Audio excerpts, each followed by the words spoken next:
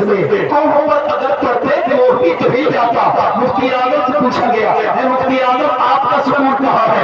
فرمانے لگے وقت خفقان نے مجھے روزے پہ جانے نہ دیا, چشم دل سینے کلیجے سے لگانے نہ دیا. زہر کھاتا اگر اس کی اجازت ہوتی, کیا کروں اس مجھے اس کا خدا نے نہ دیا. اللہ اکبر, توجہ کرے اور غور کرے میری بات پہ. مفتی اعظم کا سکون مدینے والے کے پاس اعلیٰ حضرت سے پوچھا گیا آپ کا سکون؟ تو فرمانے لگے جانو دل ہوش و جنت سے مدینے پہنچے, تم نہیں چلتے رضا سارا تو سامان لیا. ہمیں اے رضا تیرے دل کا پتہ چلا تو مشکل تیرے روزہ کے مقابل وہ ہمیں نظر تو آیا, یہ نہ پوچھ کیسا پایا. اعلیٰ حضرت کا سکون مدینے میں مخدوم صاحب علاؤدین سے پوچھا اے کلیہ یہ بادشاہ آپ کا سکون کہاں ہے؟ فرمانے لگے مدینے والے کے پاس قطب الدین بختیار کاکی سے پوچھا گیا آپ کا سکون کہاں ہے؟ فرمانے لگے مدینے والے کے پاس مخدوم اشرف شہید سلمانی آپ کا سکون کہاں ہے؟ آواز آئی مدینے والے کے پاس امیر عبدالوارث بن گرامی تیرا سکون کہاں ہے؟ آواز آئی مدینے والے کے پاس اے توتی امت والے اجمیر کے پسیا جب ہمارے دیکھتے ہیں تو ہم تیرے اجمیر کو جاتے ہیں, اور جب تجھے سکون کی ضرورت ہوتی ہے آواز آئی میرا سکون مدینے میں. بغداد والے کا آواز آئی میرا سکون مدینے میں, اجمیر والے کی آواز آئی میرا سکون مدینے میں. حضرت علی سے پوچھا گیا آپ کا سکون مدینے والے کے پاس, اے عثمان غنی آپ کا سکون مدینے والے کے پاس, اے عمر فاروق اعظم آپ کا سکون مدینے والے کے پاس, اے ابو بکر صدیق آپ کا سکون چین قرار کہاں ہے؟ فرمانے لگے مدینے والے کے پاس. میں نے کہا میرے آقا مدینے والے پوری کائنات کا سکون تو آپ کے پاس ہے مگر آپ کا سکون کہاں ہے؟ آواز آئی میرا سکون میری بیوی خدیجہ کے پاس ہے.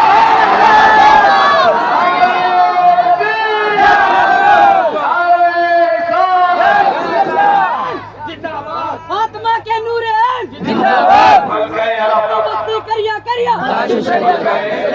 تکبیر ملکہ عرب, ملکہ عرب سیدہ طیبہ, ہم نہ تو ادھر کے ہیں استاد پارٹی کے نہ ادھر والی استاد پارٹی کے. ہم ایک بات جانتے ہیں جس کو حضرت ابوبکر صدیق کے ذکر سے تکلیف ہو رہی ہے وہ جہنمی ہے پکا. ٹھیک سمجھ آ رہی ہے؟ جس کو شیخ ہے سے کوئی مسئلہ ہے چاہے کوئی کتنا ہی بڑا سید ہو, اگر وہ حضرت ابوبکر صدیق کے خلاف بولا تو اس کا معاملہ ختم, اس کی بات نہیں ماننی. سمجھ آئی نہیں؟ وہ بڑا بدبخت ہے جس کے حضرت ابوبکر صدیق کا ذکر سے اچھا نہیں لگتا, اور وہ بھی بہت بڑا جہنمی ہے جس کو حضرت علی کا ذکر اچھا نہیں لگتا. دونوں بربادی ہیں. ہم اہل سنت ہیں. حضور نے فرمایا میری اولاد میری آل سفینہ نوح کی طرح ہے. اب نوح کے سفینے میں بیٹھ گئے, اب ستاروں سے تو سفینہ چلتا ہے نا, فرمایا میرے صحابہ ستاروں کی طرح ہے. تو ہم وہ ہیں جو سفینے میں بیٹھے ہیں ستارے بھی دیکھ رہے ہیں.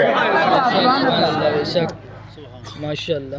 ہم یہ مانتے ہیں کہ اللہ نے اپنے حبیب کو یار بھی چن کے دیے اور رشتے دار بھی چن کے دیے. صحابوں کا جواب ہے نہ رشتے داروں کا جواب. میں سیدہ خدیجہ کی بات کرتا ہوں. پہلی ماں, ہماری ماں آج جنت المالا سے ہمیں دعائیں دے رہی ہیں. ہم ان کی محفل میں ان کا ذکر بھی ان کی بغیر مرضی کے نہیں ہو سکتا. سیدہ خدیجہ کون ہے؟ جگر مولانا آبادی نے کہا تھا میری طلب بھی کسی کے کرم کا صدقہ ہے. قدم ہی اٹھتے نہیں ہیں, اٹھائے جاتے ہیں. 10-15 منٹ کی میری گفتگو ہے, دلوں کو تھام کے ثواب کے نیت سے بیٹھ جاؤ. میں تو آپ کا خادم ہوں, میری وجہ سے نہیں, صرف اس وجہ سے کہ اس ہستی کا ذکر ہو رہا ہے جو حضور کو اتنی پسند ہے, اتنی پسند ہے. میرے نبی پاک کو اب ذرا سنیے, غور کیجیے آپ. میرے آقا کی بیویاں ہیں, سرکار کی کیا, مگر یہ بیویوں میں ذرا توجہ کریں. 28 سال حضور کی شادی شدہ زندگی کتنی ہے؟ 38 سال. 38 سال اور 38 سال میں 10 سال 10 بیویاں نہیں ہیں, اور 28 سال اکیلی سیدہ خدیجہ رہی. اور امی سیدہ عائشہ صدیقہ وہ ہے جو حضور کے نکاح میں کنواری رہی ہے, مگر خدیجہ وہ ہے جسے آمنہ کا لال کنوارا ملا. خدیجۃ الکبریٰ, ذرا زور سے بولو سبحان اللہ. خدیجۃ الکبریٰ کا ذکر کرو. آپ کا دل لگ رہا ہے کہ لگ رہا ہے؟ میرے تو اگر بیٹھے تو اور زیادہ لگ رہا ہے حضرت کے ساتھ مدینہ شریف ہم کو یہ محمد علی بھائی مجھے ماشاءاللہ یہ میں سمجھتا ان سب کا میں خادم یہ الحمدللہ ان کی برکتوں سے حضرت کی برکتوں سے بڑی اچھی حاضریاں سیدہ خدیجہ کی بارگاہ میں ہوتی تھی. آپ بھی جب مکے جاؤ تو بھول نہ جانا جب آپ جاؤ صفا مروا پہ ان صفا مروا من شاعر اللہ صفا مروا اللہ کی نشانی ہے. کیوں؟ وہاں ایک ماں نے اپنے بچے کے لیے جد و جہد کی تھی وہ بھی نشانی ہے اور وہ اپنے بیٹے کے لیے جد و جہد کی تھی اور خدیجہ نے اسلام کے لیے جد و جہد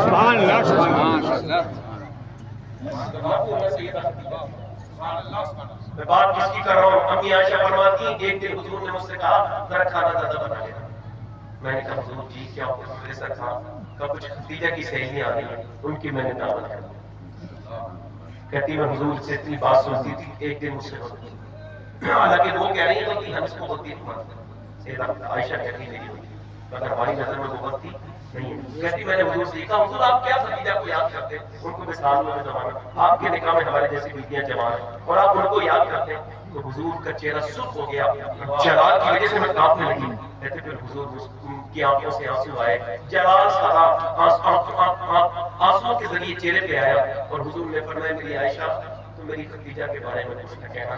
اس تم تو مجھے تب مانتی ہو جو ہزاروں لوگ میرے کے آگے پیچھے ہیں اور خدیجہ نے مکے میں مجھے تب مانا تھا جب پورے مکے میں مجھے کوئی بھی نہیں مانتا. فرماتے میں ایک دن اپنے گھر آیا یہ بیویاں جہنموں کا کام کر رہی ہیں جو اپنے شوہروں کو تکلیف دے رہی ہیں بے وجہ. یہ گھر نہیں بنیں گے. حضور فرماتے میں